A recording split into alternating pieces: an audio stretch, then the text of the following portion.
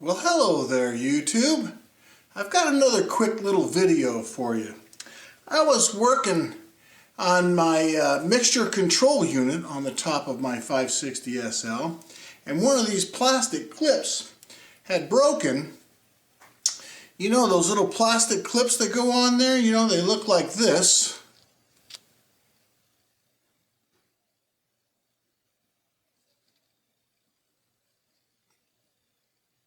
This is a 3D printed version, so you can see how nice that actually fits in there.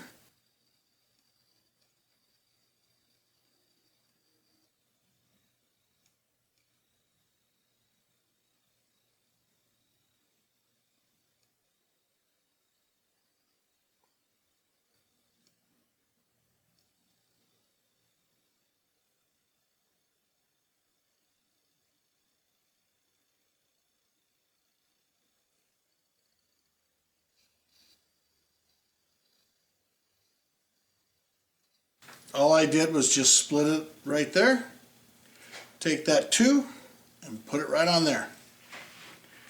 I think it's going to be great vibration wise. It's going to be fine. I'm not so sure if it'll break under heat and temperature. You know, the material that you choose for your 3D printing is going to have a lot of impact on how well it's going to all work out in the end.